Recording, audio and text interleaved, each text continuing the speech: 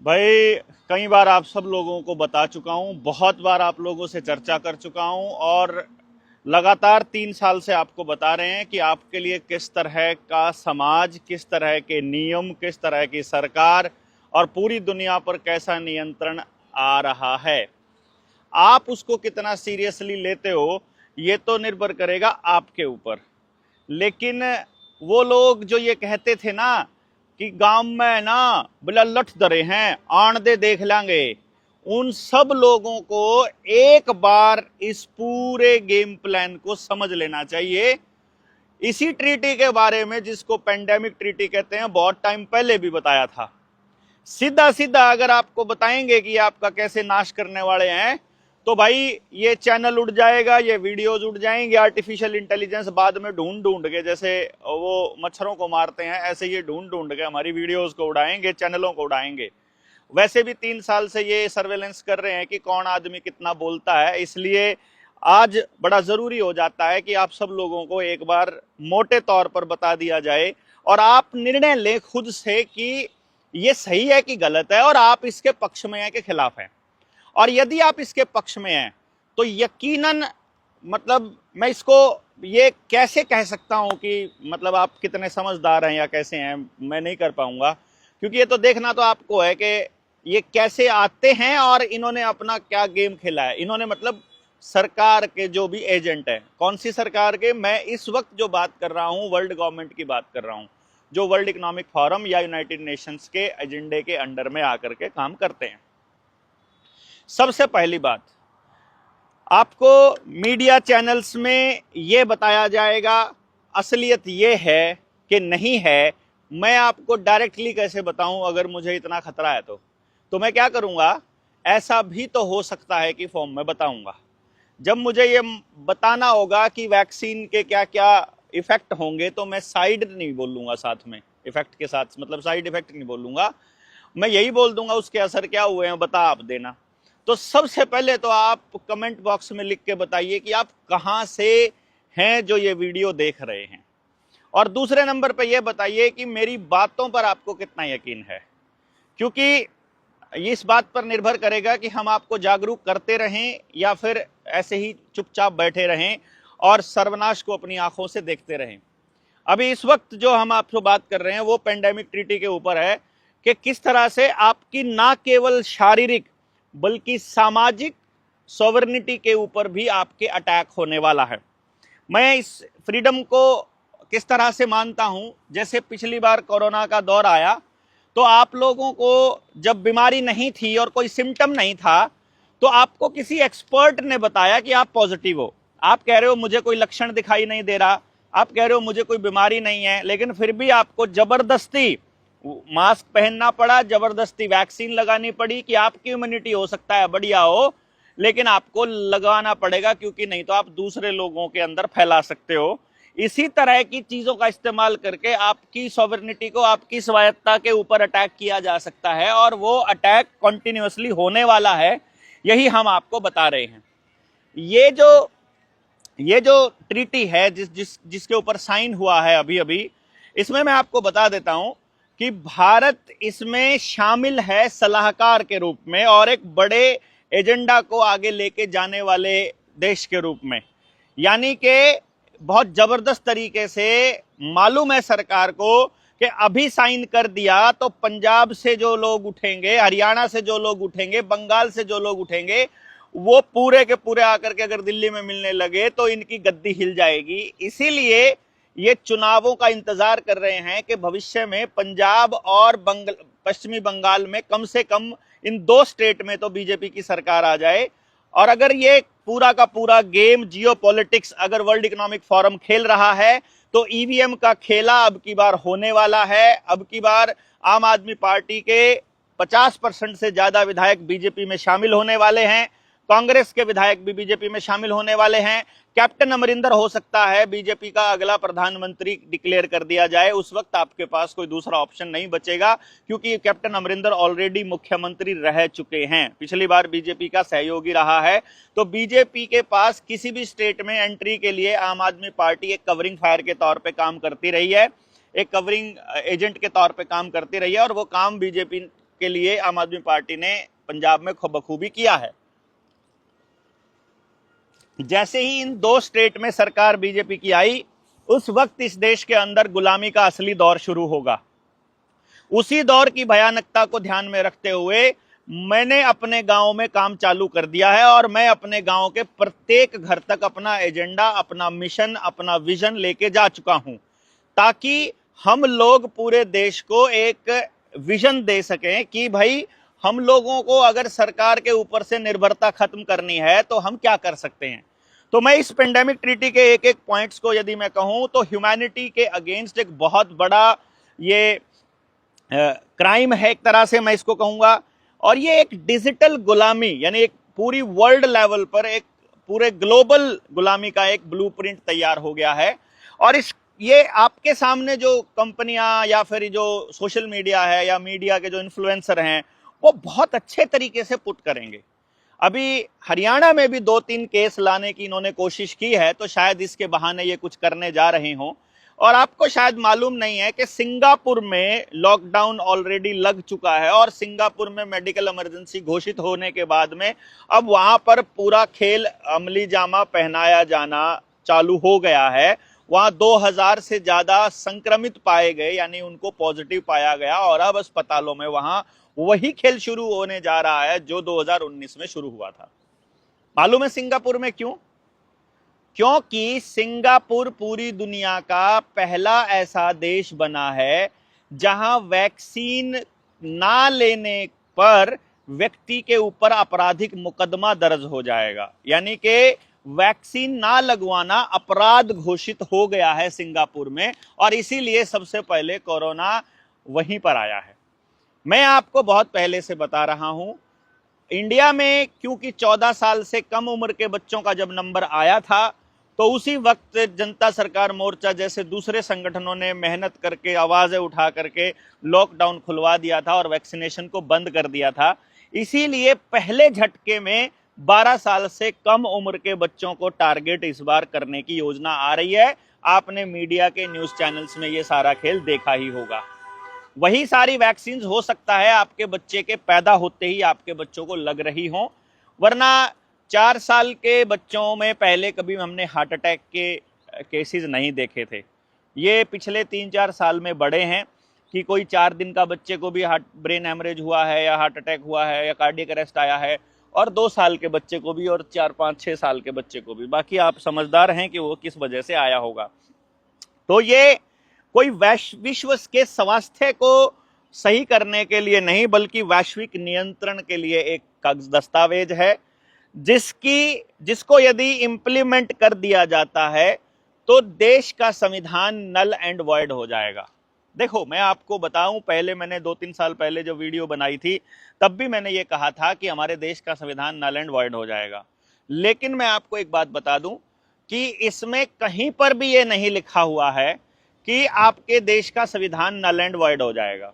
देखो कमाल की बात क्या है, क्योंकि पूरे देश में जब आपकी तनख्वाह रोकी जा रही थी, जब आपका राशन रोका जा रहा था, आपकी पेंशन रोकी जा रही थी, जब आपका मूवमेंट, आपका आना जाना रोका जा रहा था, उस वक्त भी ये आपके ऊपर जबरदस्ती कर रहे थे एसओपी के नाम पर। स्टैंडर्ड जो प्रोसीजर का जो ऑपरेंडी है, यानी उसको किस तरह से अमली जामा पहनाना है, उसका जो प्रोसीजर था उसके नाम पर, यानी केवल गाइडलाइन आई थी ऊपर से, और उस गाइडलाइन को ही इन्होंने कानून के जैसा थोप दिया। तो अगर WHO ऐसा कानून दे दे, ऐसा मतलब आपको एक ऐसी गाइडलाइन दे दे कि आपके जो नागरिक अधिकार हैं, आपके जो इंसान होने के अधिकार हैं, उनको बाद में एक्सेस कर लेना, अभी ये बीमारी चल रही है, अभी महामारी चल रही है, अभी आपके ऊपर ये जबरदस्ती नियंत्रण आपको करना पड़ेगा, इस टाइम के लिए आप मान जाओ, 20-21 दिन आपने कोई चीज फॉलो कर ली, आप उसके आदी हो जाते हो, फिर आपको कोई फर्क नहीं पड़ता है। तो अब आपकी जो दुकान खराब हुई थी, जो आपकी बेरोजगारी है, जो आपकी बर्बादी है, जो आपका लोन में डूबा होना है, जो आपके डिप्रेशन है, वो अब आप अपनी किस्मत मान करके उसे अपना मान चुके हो, और अब सरकार से सवाल पूछने की आपकी हिम्मत समाप्त हो चुकी है। तो इसी तरह से 21 दिन पहला एक ट्रायल होता है किसी भी आदमी की किसी चीज को आदत बनाने में, किसी आदमी की कोई आदत बदलने में। तो ये एक गेम प्लान है। तो सबसे पहले मैं आपको बता दूं, इसमें ये लोग कह रहे हैं कि हम दुनिया को, ये जो पेंडेमिक ट्रीटी है इसका पर्पस वो बता रहे हैं कि दुनिया को अगली महामारी के लिए तैयार करना। देखो कमाल की बात क्या है, इन लोगों को इतनी चिंता है हमारी कि ये दुनिया को अगली महामारी के लिए तैयार करने की योजना बना रहे हैं। दूसरी बात ये कह रहे हैं आपस में सहयोग बढ़ाना।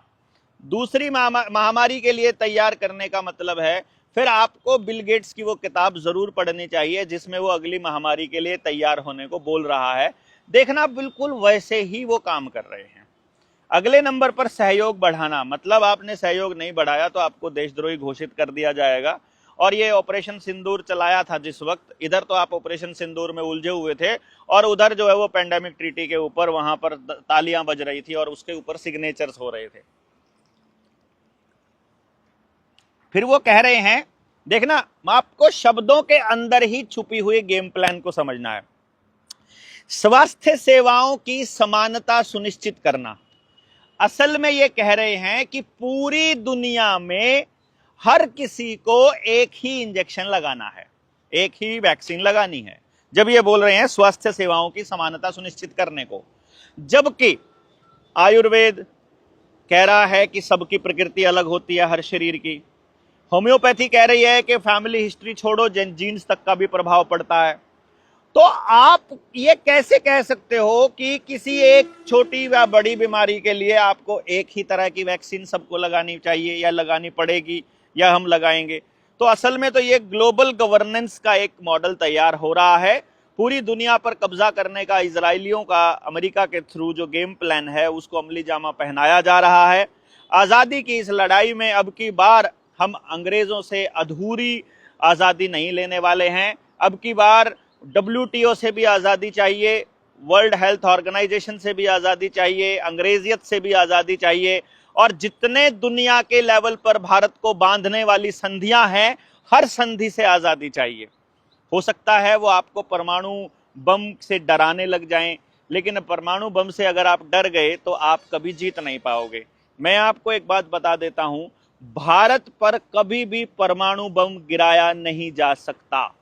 मैं आपको ये बहुत अच्छे से बता रहा हूं। भारत पर परमाणु बम क्यों नहीं गिराया जा सकता, इसको समझना है यदि, तो आपको देखना होगा कि एशिया के जो दक्षिणी हिस्से पर, वहीं पर इतनी जलवायु, इतनी विविधता, इतने जड़ी बूटियां और इतना जंगल, ये सब कुछ मिलता है। अभी क्या है कि इन्होंने पेस्टिसाइड डाल करके हमारे जंगल खत्म कर दिए हैं, पर यदि आज हम लोग जागरूक होना शुरू करेंगे, तो आज हमने अगर पेस्टिसाइड डालना बंद कर दिया तो जड़ी बूटियां उगना अपने आप शुरू हो जाएंगी और 3 साल में हमारी धरती वापस वैसी हो जाएगी कि हम गोवंश से दोबारा से, यानी बैल से हम लोग खेती करने लायक हो जाएंगे। यानी आपका जो सब्र है वो 3 साल का है, और जो ये पेंडेमिक ट्रीटी को अमली जामा पहनाना है वो 2 साल का है।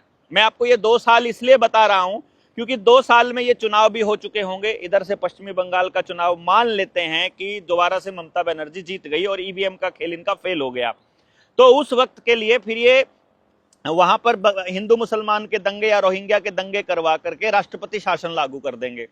इसी तरह से पंजाब में भी इनका जो प्लान बी है वो राष्ट्रपति शासन है। जैसे मणिपुर में अभी राष्ट्रपति शासन चल रहा है, जैसे JNK में राष्ट्रपति शासन लगा देंगे, और इसी तरह से दूसरी जगह पर भी ये जहां जहां इनकी सरकार नहीं है वहां राष्ट्रपति शासन लागू हो जाएगा। राष्ट्रपति आपको पता ही है कितने दिमाग वाली है, वो तो आप समझते ही हैं। और बाकी जगह पर जो है वो मतलब इनकी सरकार है ही है, तो एक तरह से पूरी दुनिया में सरकार इनकी बन जाएगी।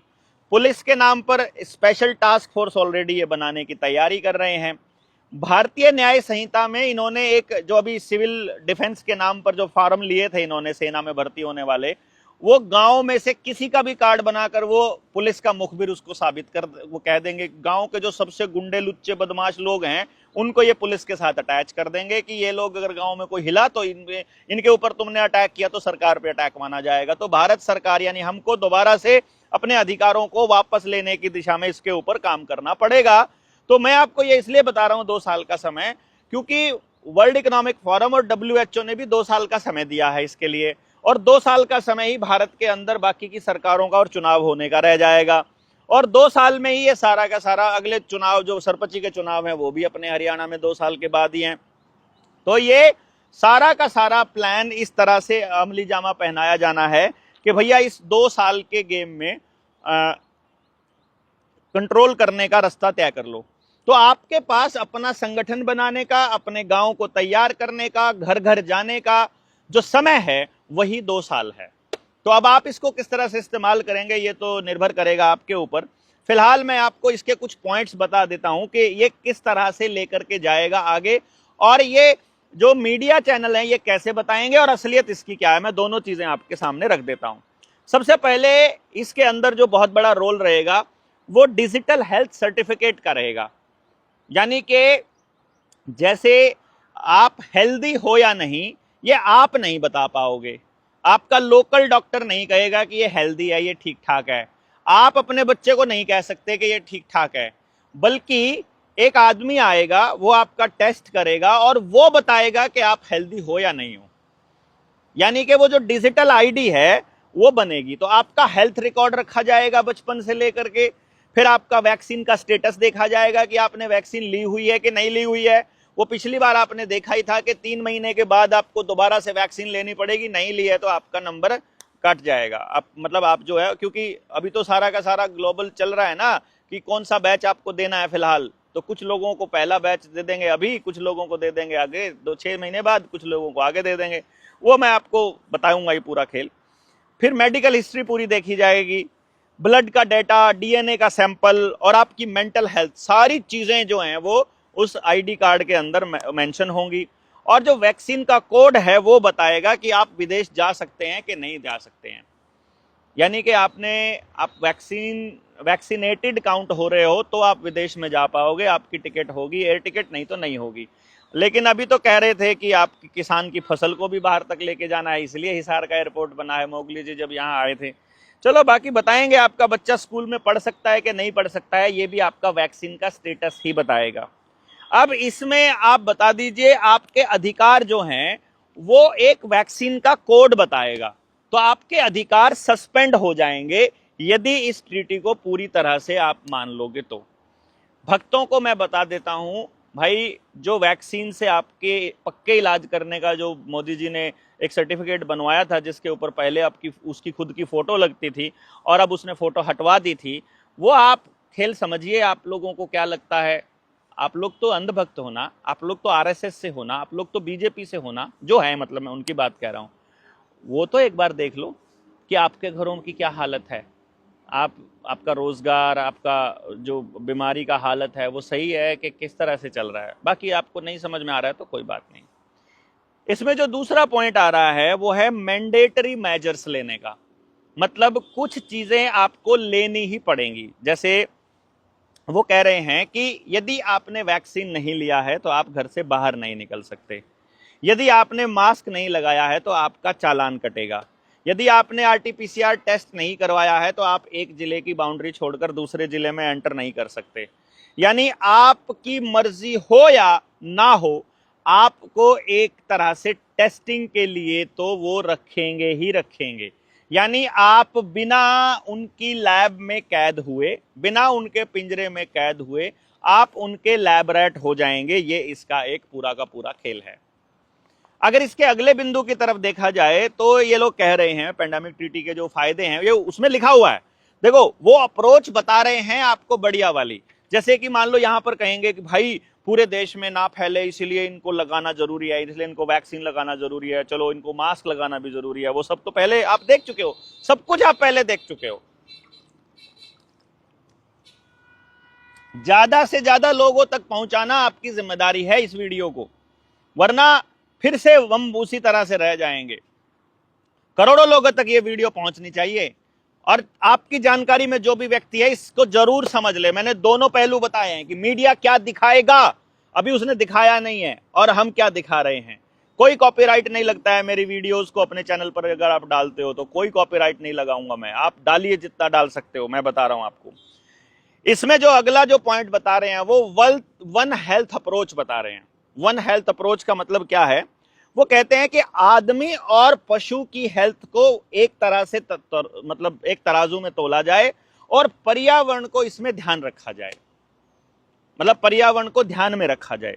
मैं समझ रहा था, मैं कहा यार ये पंगा कैसे है, ओहो हो, फिर समझ में आया।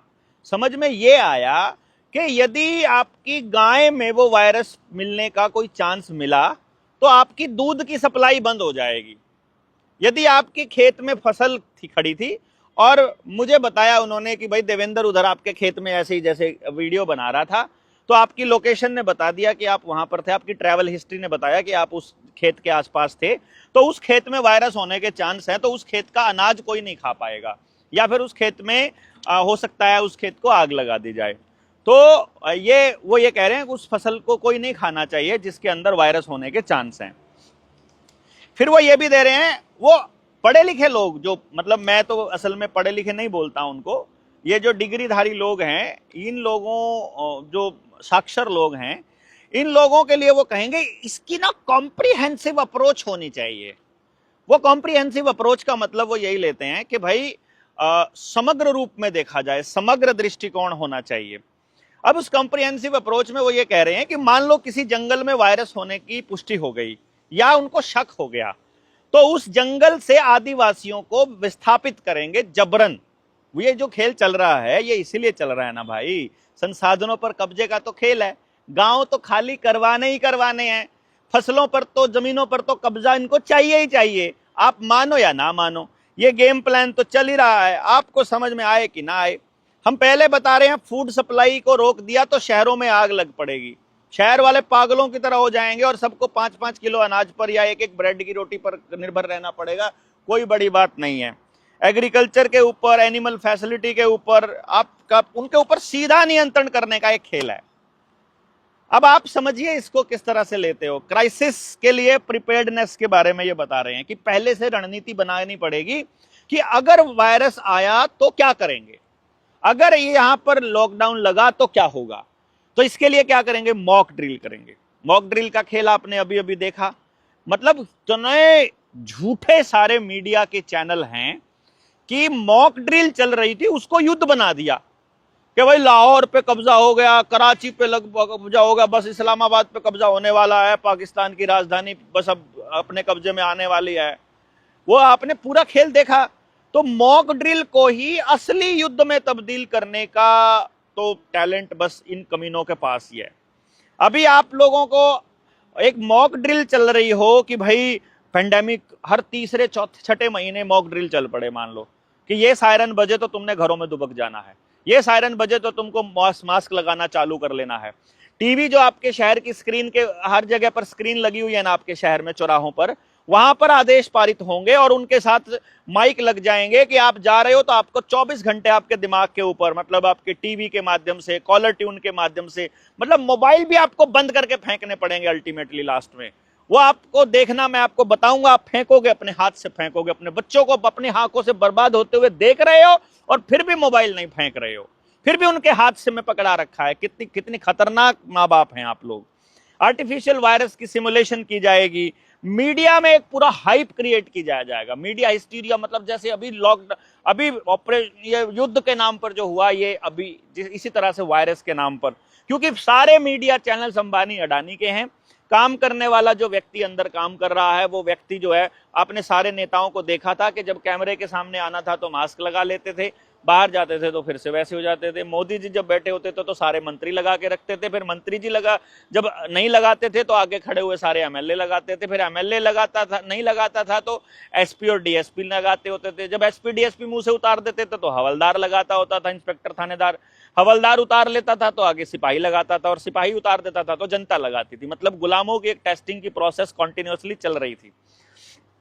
और ये इमरजेंसी लगाने के लिए काफी है, इतना सारा मटेरियल, अगर इतना सारा कुछ हो जाए और इमरजेंसी डिक्लेयर कर दें, भैया इमरजेंसी डिक्लेयर हो गई, मैं आपको बता रहा हूं, इमरजेंसी में घर से निकलने वाला मैं पहला आदमी होऊंगा। मतलब हमको जीने का कोई शौक नहीं है ऐसी जिंदगी जिसके अंदर गुलाम होकर के रहा जाए, तो हम इसको तोड़ेंगे। उससे पहले अपनी सेना तैयार कर लीजिए। हर व्यक्ति के पास अपनी 20 लोगों की टीम होनी ही चाहिए।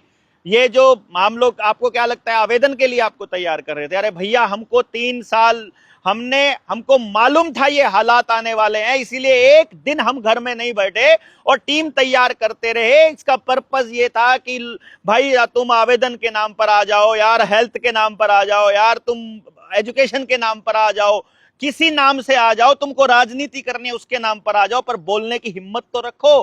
कम से कम समाज में इन मुद्दों के ऊपर बोलो तो सही। लेकिन नहीं, आप मुद्दों पर नहीं बोलेंगे, बस अपनी जो आपकी इच्छा है वो पूरी हो जाए। भैया आपका आवेदन लग गया है ना, तो इस पे लाइव बना लो। अब आप अगर हेल्थ एजुकेशन पर काम करते हो अपने साथ में, तो इस पे लाइव बना करके चलो। इस पेंडेमिक ट्रीटी के सारे पॉइंट्स आपको चाहिए, मैं आपको भेज दूंगा। जिसको चाहिए बता दीजिएगा, मैं आपको बताऊंगा। उनपे अपने नोट्स बनाकर अपनी भाषा में लिखिए, लाइव चलिए, वीडियो डालिए, पोस्ट लिखिए, लिखते जाइए कंटिन्यूअसली। आपको यह करना पड़ेगा ताकि आसपास के लोगों को पहले से ही पता चल जाए कि ऐसा करने वाले हैं। अभी बोल दोगे ना, अभी आपको पागल बोलेंगे, कोई दिक्कत नहीं है, चैनल नहीं उड़ेगा। लेकिन जिस वक्त आएगी ये, उस वक्त बोलोगे तो ये चैनल उड़ जाएंगे, तो खबर नहीं पहुंचा पाओगे। पहले से बोलते रहो। आज जो ये हो रहा है ये हम पहले से बता चुके हैं आपको, इसीलिए आज लोग ट्रस्ट करने लगे हैं, वरना उस वक्त तो हमको भी पागल बोला करते थे। हमने बोलना बंद नहीं किया। हमारे ही साथी हमको बोलते थे, गांव में 1.5 घंटा बोलने का क्या मतलब, ऐसा बोलते थे। मैं बोलता था भाई आज इनको समझ में ना आए कोई बात नहीं, बीज डल गया इनके दिमाग के अंदर, सारी चीजें डाल दी हमने कि भैया आपका जो खाना है, आपका जो अनाज है वो वेस्ट होगा। या तो आपका अनाज मंडी में वेस्ट हो रहा है, या आपका खेत में ही नहीं हो रहा है, या आपको बीज ही गलत मिला है, या आपके खेत में पानी की शॉर्टेज आ रही है, या आपको बिजली नहीं मिलेगी, या या पेट्रोल डीजल नहीं मिलेगा, या आपके वाहन बंद कर दिए जाएंगे। किसी ना किसी तरीके से आपको उस हालत में लेकर के आना है इनको, वो लेकर के आ ही रहे हैं। तो इसको समझो आप कि कितना बड़ा खेल चल रहा है। तो इसलिए अगला फॉल है इंफोडेमिक मैनेजमेंट। इंफोडेमिक मैनेजमेंट का मतलब है कि इंफॉर्मेशन को मैनेज कर लेंगे। जैसे हम जैसे लोग जो बोल रहे हैं उसको बोलेंगे मिस इन्फॉर्मेशन फैला रहा है। कोई डॉक्टर अगर सच बताने लगे, मान लो जैसे कि कोरोना के टाइम पे क्या हुआ था, कोई डॉक्टर अगर कोरोना का सच बता देता था या बोल देता था तो उसका लाइसेंस रद्द कर देते थे, तो उसको कोई इंटरव्यू देने का अलाउड नहीं था।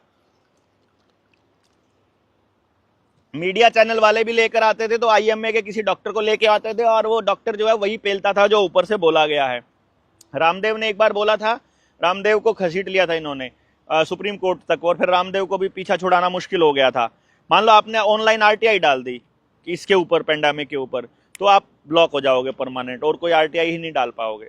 मान लो आपने कोई पीआईएल डाल दी तो बोलेंगे कौन सा संगठन है, कहती जनता, क्या जनता सरकार मोर्चा, फर्जी संगठन, चलो ऐसा करके भेज देंगे वो लोग। क्यों? आपने जजेस को देखा ना, जजेस ने क्या खेल खेला था मालूम है ना। मेरा मास्क वाला जो केस है अभी तक पेंडिंग चल रहा है।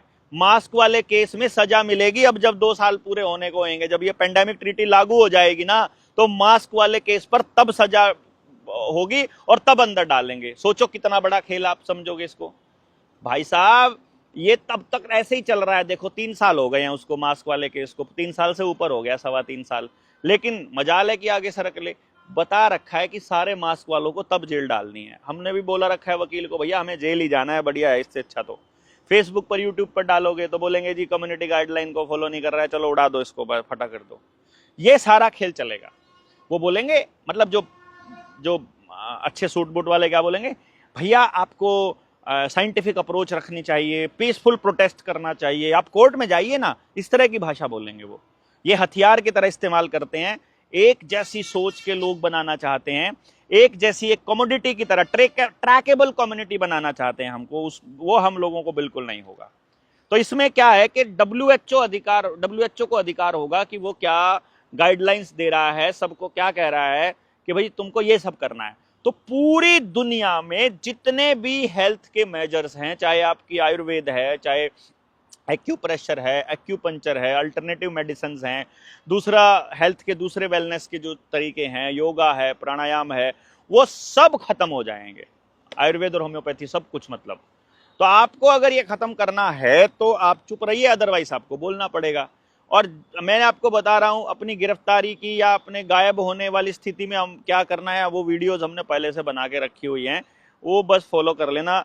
चैनल नीडर जेएसएम करके चैनल है, नया बनाया है, नीडर जेएसएम ब्रैकेट में देवेंद्र बल्हारा, इसका लिंक मैं इसमें डिस्क्रिप्शन में डाल देता हूं। वो उसको दोबारा से चैनल को जो है वो सब्सक्राइब कर लीजिए। और शुक्रवार को यानी कि फ्राइडे को शाम को 10 बजे मैं उस पर एक वीडियो लगाऊंगा रात को। तो आप लोग अगर रात को 10 बजे चलाकर सो जाएं तो उसके ऊपर जो है ट्रैफिक बढ़ जाएगा, और वो मतलब जो सब्सक्राइबर्स हैं वो बढ़ जाएं, ताकि लोगों तक जाना शुरू हो जाए। तो हम लोग उसमें इसी तरह से डालेंगे लंबी लंबी वीडियोस, ताकि मैक्सिमम लोग लगा करके उसको छोड़ सकें, ताकि वो चैनल जाए, एक बार चलता रहे थोड़ा बहुत। असली खबरें हम इस निडर इंडिया पर ही डालेंगे फिलहाल के लिए। तो इसमें जो आपका निजता का जो अधिकार है वो पूरी तरह से समाप्त हो जाएगा। आपका ब्लड टेस्ट की रिपोर्ट इंटरनेशनल लेवल पे जा सकेगी, आपका डीएनए का प्रोफाइलिंग वहां बन जाएगा, फेस स्कैन है। देखो, फेस स्कैन करने वाली टेक्नोलॉजी इंडिया के नाम पर नहीं है, वो भी इजराइल के नाम पर है। जितना भी टेक्नोलॉजी, जितना ये एप्पल का जो सॉफ्टवेयर है या फिर एंड्रॉयड का सॉफ्टवेयर है या फिर माइक्रोसॉफ्ट का सॉफ्टवेयर, वो सारा उनके पास है। तो कैमरास जितने भी हैं वो सारे के सारे रिकॉग्निशन वाले उनके पास ही हैं। अपने पास तो कुछ भी नहीं है। अपने वाली सरकार तो हमारे टैक्स के पैसा दे करके उनकी कंपनियों को चला रही है बस खाली। आपकी ट्रैवल हिस्ट्री हो गई, सोशल मीडिया का बिहेवियर हो गया, सब कुछ। यानी कि वैक्सीन कंपनियों को पूरी तरह से कंट्रोल करने का एक मौका मिल जाएगा। और ये कोई महामारियों का दौर आज का नहीं है। 1918 में लेकर आए, 1976 में लेकर गए, 1976 में स्वाइन फ्लू लेकर के आए थे, 2001 में लेकर आए, एंथ्रैक्स को लेकर आए, 2009 में स्वाइन फ्लू, 2014 में इबोला लेके आए, 2019 में कोविड-19 लेकर आए। हर बार नए कानून बने, नई टेक्नोलॉजी और नागरिकों की आज़ादी छीन ली गई। अब देख लो आप कि भारत पर इसका क्या अधिकार होगा। क्योंकि देखो, आप अगर बीमार नहीं है, मान लो आपको इसमें कंट्रोल किसको करना है? ये रोग कंट्रोल करना इनका मकसद नहीं है, रोगी को कंट्रोल करना मकसद है, आपकी आज़ादी को समाप्त करना इनका मकसद है। डॉक्टर नहीं बता पाएगा कि आपको देना क्या है, कंपनियां बताएंगी कि आपको कौन सी वैक्सीन देनी है। यानी कंपनियों को ज्यादा अधिकार हो जाएगा। और इसके ऊपर तो आपको एक और बताऊंगा मैं आपको कि आपकी नेचुरल इम्यूनिटी को इम्यूनिटी नहीं बोलेंगे, ये बोलेंगे जो वैक्सीन से सर्टिफाइड वैक्सीन से जो इम्यूनिटी है, सिर्फ उसी इम्यूनिटी को इम्यूनिटी मानेंगे हम, बाकी की इम्यूनिटी को इम्यूनिटी नहीं मानेंगे। मतलब क्या गुंडागर्दी चली हुई है यार, और हम लोग इस पे चुप बैठेंगे? मुझे नहीं लगता इसके ऊपर आप लोग चुप बैठेंगे। आपके बच्चों का नंबर आ गया अब तो ना, अब कैसे बचोगे आप लोग? मतलब कुछ लोग बकवास कर रहे थे ना, ये आपको डरा रहा है, डरा रहा है, डरा रहा है। अरे डरा नहीं रहा हूं, मैं बता रहा हूं भैया, ये लोग ले आए हैं, आपके पास ऑप्शन नहीं है विरोध करने के अलावा। अरे किसी फॉर्म में कर लीजिए, जरूरी थोड़ा है आपको मेरा विरोध करना, जो जिसका करना है उसका कीजिए भाई। और इसके अंदर आपका जितना भी पैसा है, दवा है, डेटा है, ये सारा कुछ। इसमें जो सबसे बड़ा सवाल है कि भारत पर इसका क्या असर पड़ेगा। देखो भाई, भारत के लोगों ने यदि 5 किलो अनाज के लिए सरेंडर कर दिया तो उनके बच्चों को तो ये लोग ही कंट्रोल करेंगे फिर। और मैं नहीं समझता हूं कि भारत इसके अंदर इस वक्त लड़ने की पोजीशन में कोई नेता, कोई उद्योगपति या कोई एनजीओ या कोई संगठन या कोई पॉलिटिकल पार्टी इस टाइम पे है। आप बताओ, अवेकन इंडिया मूवमेंट एकमात्र ऐसा संगठन है जो इस पूरे गेम प्लान में शामिल है। लेकिन अवेकन इंडिया मूवमेंट में कुछ साथी जो हैं वो कहते हैं कि नहीं, हम सिर्फ इस पर कागजी कार्रवाई करेंगे, हम लोग आपके रुपए के मसले पर आपके साथ नहीं है। बिना समझे आप उस मसले को छोड़ रहे हो। हम आपके साथ हर मसले पर हैं जहां भी आप सरकार की किसी नीति का विरोध कर रहे हैं। आप हमारे साथ किस तरह से नहीं हो बताइए? अरे हमको सबको मिलकर लड़ना होगा, मैं आपको बता रहा हूं। तो मैं आप सब लोगों से रिक्वेस्ट कर रहा हूं, जितने भी संगठन हैं जो इस पूरे 3 साल में आए थे, इन सारे संगठनों को एक कॉल देनी चाहिए कि हम एक कॉल देते हैं। और जनता सरकार मोर्चा एक कॉल देता है इसके ऊपर कि हमको इसको आगे किस तरह से आगे बढ़ाना है। जून के महीने में आखिरी संडे को हम एक कॉल दे देते हैं कि दिल्ली या करनाल की किसी बड़े बैंक्वेट हॉल में हम लोग एक जगह तय कर लेते हैं, वहां पर हम एक मीटिंग करते हैं, नेशनल लेवल का एक सेमिनार ऑर्गेनाइज करते हैं 2 दिन का या 3 दिन का, जिसमें इसके ऊपर रणनीति बनाई जा सके और इंटरनल कॉल दी जाए। और इंटरनल कॉल दे करके ही संगठनों के प्रतिनिधियों को बुलाया जाए और वो संगठन अपने प्रतिनिधियों के अंदर चर्चा कर ले कि हमको वहां जाकर के क्या बोलना है, ताकि हम लोग केवल और केवल बीमारियों पर चर्चा ना करें। क्योंकि जो गांव का किसान जो कर्जे में डूब रहा है उसकी बात भी हमको करनी पड़ेगी। LIC जो बर्बाद हो रही है, उनका पैसा डूब रहा है, उस पर भी बात करनी पड़ेगी। जो रोडवेज को प्राइवेट कर रहे हैं, जो जमीनों का अधिग्रहण जबरदस्ती कर रहा है, जो पंचायतों की जमीनों पर काबू हो रहा है, जो पानी में फ्लोराइड मिला रहे हैं, जो दूसरे तबके, जो गरीब तबके को जो अनाज के अंदर वो ऐसे केमिकल स्प्रे करके दे रहे हैं, जो गरीब तबके को जो राशन मिलता है कोटे में, वो सारा का सारा या तो फोर्टिफाइड दे रहे हैं या उसके ऊपर केमिकल छिड़क कर दे रहे हैं, तो उनको कैंसर हो रहा है उससे। तो जो गलत इलाज से हो रहा है, जो दूसरे मुद्दों पर जो बातें हो रही हैं, उन मुद्दों पर भी हमको बोलना होगा। इसके अलावा मुझे कोई रास्ता नजर नहीं आता है, क्योंकि आप रोडवेज के लिए बोलोगे तो रोडवेज आपके लिए बोलेगा, यदि आप किसान के लिए, हम किसान के लिए बोलेंगे तो किसान हमारे लिए बोलेगा। किसान के प्लेटफॉर्म पर जाकर जब हम ये वाले मुद्दे बताते हैं तो किसानों को समझ में आता है, और किसान हमारे साथ होते हैं। जब लॉकडाउन लगा था और उस टाइम पे जब हम वहां पर चंडीगढ़ में गिरफ्तार हुए थे, तो कितने सारे किसान नेता वो लोग वहीं पर उसमें शामिल थे जो पहले किसान आंदोलन में सक्रिय थे, उस वक्त भी, मौजूदा हाल में, उस टाइम पर भी। तो मैं ये कह रहा हूं कि हम सब लोगों को, चाहे आप किसी भी फॉर्म में जो भी लड़ने वाले लोग हैं, हो सकता है कि हमारे आपके मुद्दे अलग अलग हों, हमारी सोचने का, काम करने का तरीका अलग अलग हो, लेकिन इन पर तो हमको मिलकर के एक बार तो कोई ना कोई एक चर्चा का एक अभियान शुरू करना चाहिए, क्योंकि अब चर्चा का समय आया है। अब टीम तैयार हो गई है, पूरे इंडिया में अब लोग जाग गए हैं, सब लोगों को मालूम पड़ गया है कि लड़ने की ताकत किन किन लोगों में है, कौन कागजी कार्रवाई का काम करेगा और कौन नहीं करेगा। मान लो एक वकील है, मैंने बोला कि ये सारे मुद्दे हैं, बोला ये वाले मुद्दे से तो सरकार गिर जाएगी, तो मैंने कहा बढ़िया है, क्या दिक्कत है आपको? बोला नहीं, मैं मोदी जी के खिलाफ नहीं जा सकता हूं। वैसे वो देश की लड़ाई लड़ने की बात कर रहे हैं, वैसे वो मोदी जी के खिलाफ नहीं जा सकते। तो ऐसे लोगों की पहचान हो गई। अभी जो लाल झंडे वाले लोग हैं, इन्होंने तो कितने, ये ट्रेड यूनियन के नाम पर जो कम्युनिस्टों ने जितने सारे आंदोलन किए हैं, ये जाकर के हर आंदोलन में झंडे लेकर सबसे आगे जाकर के बैठ जाते हैं। इनको वही 4 लोग होते हैं और वही अपना नारे लगाने में बेस्ट है और नेगोशिएशन करके निकल आते हैं। भाई हमारे तो मोर्चे के अंदर तो मैं स्पष्ट बता रहा हूं भैया, मैं दूसरा कोई झंडा, भाई हम अपना जनता सरकार मोर्चा का झंडा छोड़ने को तैयार है, नाम भी नहीं लेंगे हम अपना मोर्चे का, सिर्फ तिरंगे के झंडे के नीचे हम लोग खड़े हो सकते हैं। कोई भी एक झंडा बना लो, उसके नीचे खड़े हो सकते हैं। कोई अलग अलग झंडों में हम लोग नहीं आए, तब जाकर के लड़ाई लड़ने का मजा है। फिर कोई संगठन आकर के अपनी ज्यादा वो नहीं कर पाएगा। अपने संगठन को रिप्रेजेंट करने के लिए आइए, अपने संगठन की तरफ से बोलिए और उसको जाइए, और जो संगठन उसको लीड कर रहा है, जो जिन लोगों को मालूम है लड़ाई पूरी क्या है, देखो पूरी लड़ाई अगर 360 डिग्री आप नहीं जानते हो तो आप लड़ नहीं पाओगे, फिर आप नेगोशिएट कर जाओगे। ये चाहते यही है कि आप 100 मांग लेकर आओ और उनमें से 2 के ऊपर मान जाओ या 50 के ऊपर मान जाओ। क्यों भाई, मांग आपकी कैसे हो सकती है? आपका तो आदेश होता है, आप तो जनता है, आप तो मालिक हैं। वो कौन है? मतलब हम कमजोर हो जाते हैं, तब हम ढूंढते हैं किसी तरह से फेमस होने का रास्ता या अपना काम निकालने का रास्ता। वो हम नहीं करेंगे, हम लड़ेंगे, आखिर तक लड़ेंगे, और यही हमने तय किया है। आप लोगों को किस तरह से लड़ना है, आप अपना फीडबैक डालिए, इसके अंदर आपको क्या करना है आप अपना कमेंट बॉक्स में डालिएगा कि आप किस तरह की लड़ाई लड़ना चाहते हैं, आप इस लड़ाई को कैसे समझते हैं। तो आप सब लोग इसमें साथ रहे, आपका बहुत बहुत शुक्रिया। शेयर कीजिएगा जितना अधिक लोगों तक शेयर कर सके। धन्यवाद। जय हिंद, जय भारत।